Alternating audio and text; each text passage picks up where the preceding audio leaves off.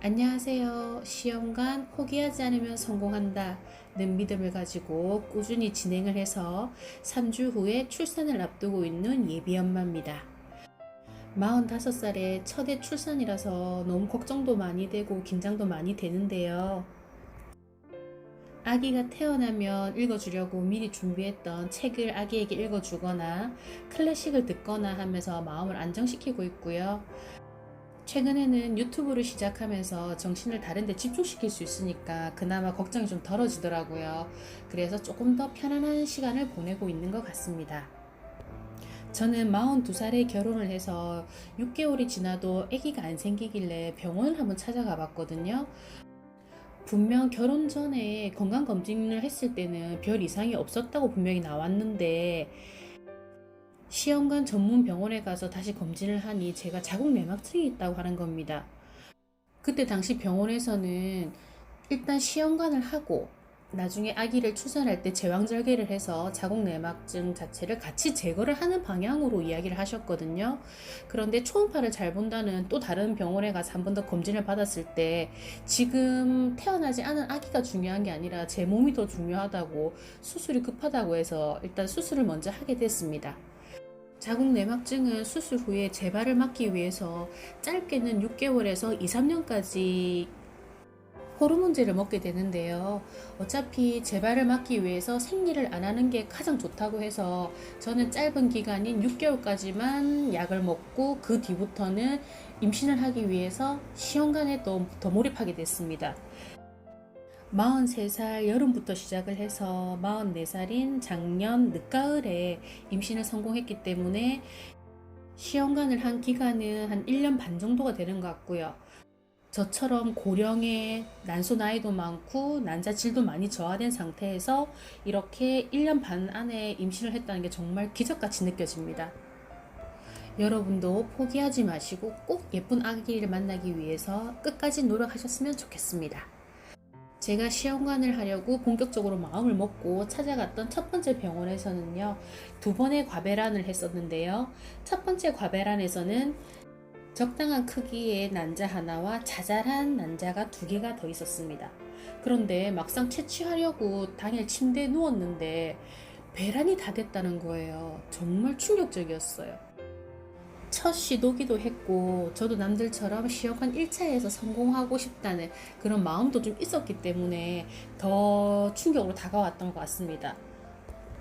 이미 조기 배란된 상태이기 때문에 채취할 거는 당연히 없었고, 그래서 신랑의 정자를 건강한 정자로만 처리가 된 신랑의 정자를 인공수정 방식으로 주입을 하게 됐는데 결과는 역시 안 됐습니다.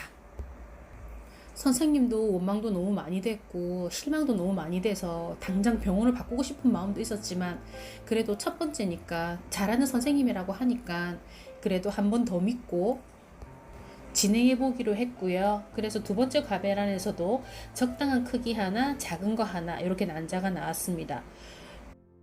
다행히 수정란이 견뎌줘서 5일 배양까지 진행은 됐는데요. 병원에서 임신 확인을 위한 피검사를 하기 전에 집에서 먼저 소변검사를 했을 때는 반응이 나오지 않았습니다.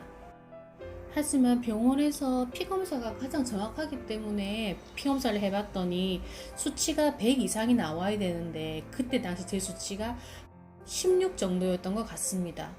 선생님께서는 그래도 이런 상태에서도 출산까지 이어지는 경우가 있다고 해서 계속 지켜보자고 하셔가지고 그 이틀 후에 피검사를 하고 했지만 수치가 오르는 게 너무 느렸고요. 그리고 자꾸 피가 역겹게 비치는 겁니다. 그래서 유산 방지 주사를 맞았는데도 맞을 때는 괜찮다가 또 피가 비치고, 그 후로도 거의 2주간 매일 이틀에 한 번씩 피검사를 하면서 진행 상황을 봤는데 결국은 착상이 제대로 되지 못하고 결국은 유산으로 가게 됐습니다. 아기집이나 이런 게 보이지 않더라도 피검사 수치가 500 이상이었던가 그 정도가 되면 임신으로 확인을 하는 게 있더라고요. 그 수치 커트라인이 넘자마자 선생님께서 제가 자궁의 임신이라든지 아니면 건강하지 못한 배아일 수도 있다고 해서 임신 유지가 안 되는 경우에 맞는다는 MTX 주사라는 것을 맞고 결국 2차 시도도 종료가 됐습니다. 선생님에 대한 신뢰는 완전히 무너졌고요. 임신 확인이 되는 시점까지만 시간을 끌었다는 거, 병원에서 보고해야 되는 임신율이 있다고 하더라고요. 거기에 제가 이용당했다는 느낌이 들어서 과감히 병원을 바꾸기로 결정했습니다. 원래 또 제 성격상 한 번 믿고 가면은 저는 좀 끝까지 가는 스타일이긴 한데, 다행히 선생님께서 다른 병원으로 옮기시는 바람에 결정이 그렇게 어렵지는 않았습니다. 두 번째 병원을 선택할 때는 제가 열심히 검색도 하고 병원의 특색들도 정리를 해가면서 신중하게 병원을 선택했습니다. 두 번째 병원에서는 총 4번의 시술을 했었는데요. 두 번째 병원의 첫 번째 과배란에서도 큰 거 하나, 작은 거 하나가 나왔어요. 근데 선생님께서 채취하시고 나서 제 난자가 색깔이 조금 어둡다고 하시더라고요. 모양도 그렇게 이쁘지 않고. 이식은 했지만 결국은 착상이 안 됐습니다. 그 다음에 시도한 과배란에서는 딱 한 개가 나왔는데요. 한 개가 너무 동그랗게 이쁘게 잘 자라는 거예요. 그래서 저도 되게 많이 기대를 했거든요. 근데 채취를 하고 보니 난자가 없는 공남포였던 겁니다. 정말 충격적이었어요. 너무 예쁘게 잘 키웠는데 그 하나가 공남포라니 너무 허무했고요. 공남포는 시술을 한 게 아니기 때문에 이번 회차에 받았던 지원금을 다 토해내야 됐었습니다. 아픔을 뒤로하고 5번째 과배란에 들어갔는데요. 이번에도 착상이 안 되는 거예요. 그래서 저는 다음번에 할 때는 착상 전 유전자 검사라고 해서 PGT 검사를 미리 좀 한번 해보고 싶었거든요. 근데 선생님께서 이 검사를 하는 경우는 난자 개수도 많이 나오고 수정도 많이 돼가지고 배아가 여러 개일 때, 그리고 이 PGT 검사도 배아 조직의 일부를 떼어내는 거기 때문에 배아에 손상을 입을 수도 있고, 이 검사를 겪는 과정에서 배아가 죽을 수도 있다고 하더라고요. 그래서 저처럼 하나나 2개가 나오는 사람은 권하시지를 않는다고 하셨어요. 대신 반복 착상 실패 검사라고 해서 신랑과 저의 유전자 자체에 문제가 없는지 확인하는 검사인데요. 수정이 됐다 하더라도 건강하지 못한 유전자 같은 경우에는 우리 몸에서 착상을 안 시키고 탈락을 시켜버린다고 하더라고요. 그래서 미리 검사를 하는 방법이었습니다. 비용은 한 100만 원 정도 들었고요. 남자는 피를 한 2통 정도 뽑았는데 저는 6통을 뽑더라고요. 검사 결과는 10일에서 14일 그 정도 걸렸던 것 같고요. 8개의 결과지로 나왔는데 처음 3장은 일반적인 피검사 이런 게 나왔고요. 그 다음에는 신랑과 저의 유전자 염색체 부분이 나왔습니다. 그리고 이 검사를 또 하게 돼서 알게 된 게 제가 엽산대사가 약간 이상이 있더라고요. 그래서 이 검사를 통해서 선생님께서 제가 엽산을 흡수하는데 좀 이상이 있으니 기존 엽산 말고 활성 엽산이라고 해서 액티브 엽산을 먹으라고 하시더라고요. 그래서 그 후부터는 엽산을 바꿨습니다. 다음 영양제 편에서도 말씀을 한번 드릴 건데요. 제 몸이 엽산을 잘 흡수할 수 있는 몸인지 흡수할 수 없는 몸인지 알 수 없기 때문에 처음부터 활성 엽산을 드시라고 권하고 싶어요. 이 검사 결과를 통해서 제가 신랑과 저가 이제 염색체에 아무 이상이 없다는 걸 확인한 다음에 6번째는 장기요법이라고 해서 난자를 천천히 키우는 방식으로 바꿨고요. 채취한 후에도 선생님께서 이번에는 난자 색깔도 너무 예쁘고 모양도 예쁘다고 하셨어요.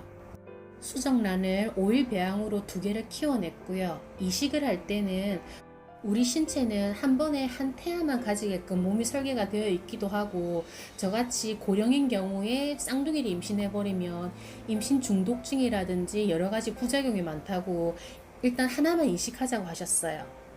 선생님의 의견을 따랐고 이식 당일날 보니 우리 사랑이가 눈사람 배아라고 해서 배아에서 부화를 하기 위해 그 껍질을 까고 나오는 모양이 있거든요.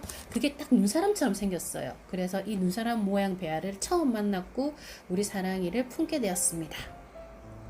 그리고 이식한 후에 유산 방지 주사라고 해서 아침 저녁으로 거의 3주에서 한 달간을 맞았던 것 같고요. 일정도 아침 저녁으로 시간 맞춰서 넣었어요. 이 유산 방지 주사가 비용이 상당히 세더라고요.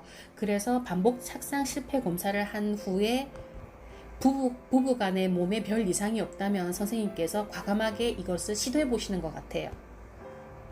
얼마간의 비용이 들었건 그 비용이 중요한 게 아니라 막상 임신을 하고 보니까 정말 너무 행복합니다. 아이의 움직임이라는 것도 너무 신기하고요. 내 몸에 생명체가 자라고 있다는 것도 너무너무 신기해요. 제가 처음에 결혼을 할 때부터 저는 이미 나이도 많고 일에 대한 욕심도 많고 해서 아이는 별로 가질 생각은 없었거든요. 그래서 시험관도 할까 말까 고민을 했던 적도 있습니다. 그런데 임신을 하고 보니 제가 그 고민을 했던 시간들이 정말 쓸데없는 생각을 했다는 생각이 들었어요. 임신이라는 것 자체가 정말 위대하고 훌륭한 경험이기 때문에 포기하지 마시고 꼭 예쁜 아기 안으셨으면 좋겠습니다. 이야기를 하다 보니까 너무 길어졌는데요. 다음에는 영양제 관련된 이야기로 또 찾아뵙겠습니다. 그럼 다음에 또 만나요.